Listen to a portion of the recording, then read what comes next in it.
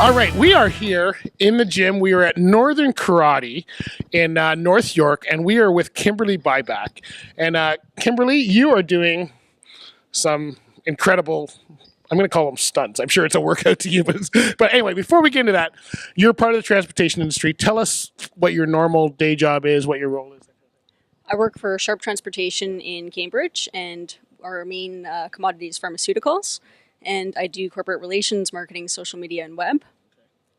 All right, and we've worked together for years now, and you do public speaking. You just did a presentation at a recent conference, so you're out and about, but you have this other side of you because everybody thinks you're this petite, perfect woman put together, and then we see you climbing walls, doing all kinds of stuff. So you are getting set to train for what is it, SEAL Fit? Tell us what you're doing.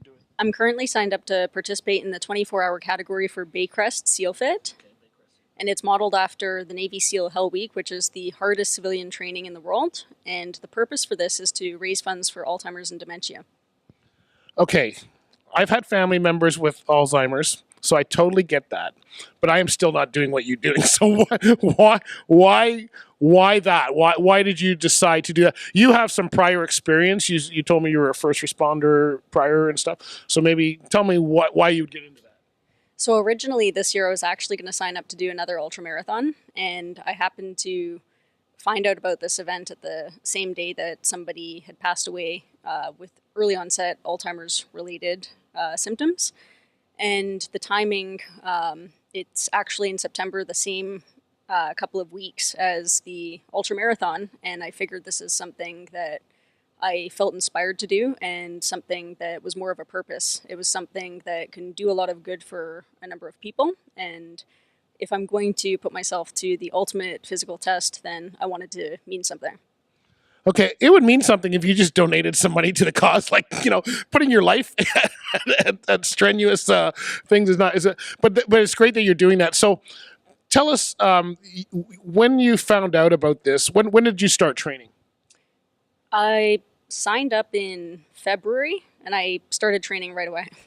Okay, and so give us an idea of your training, just maybe a training day or a training week, how that kind of goes. So the training itself has gone through many different waves. I started here at Northern Karate Thornhill in second week of March, and I found, especially with the conditioning classes and the combination of karate as well as the combat veritas, all of that seemed to be a variation of many different aspects of endurance and strength that I will need for the day.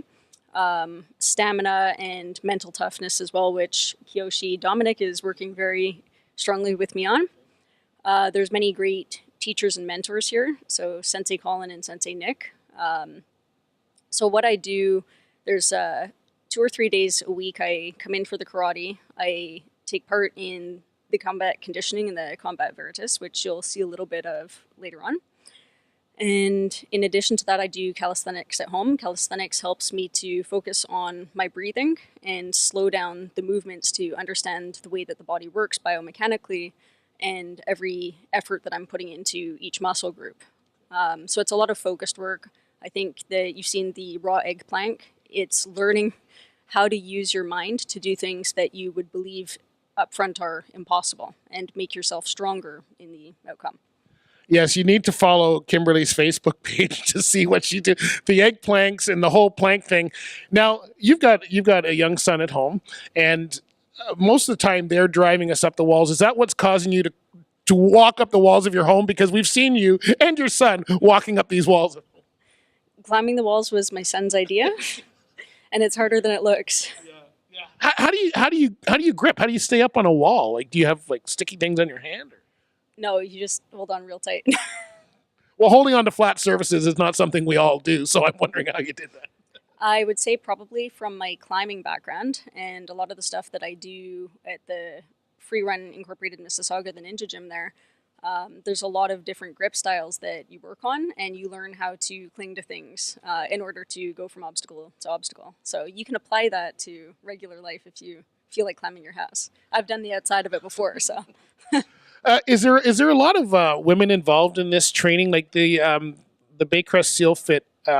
I would think you'd be a Navy SEAL to even consider this, but is there a lot of people, like, who would be involved? Because we hear of Tough Mudder, which I think is an extreme, but then what happens? Is this another level above that, or is it the same? Or I would say this is way more extreme than anything else that I've ever considered doing in my life.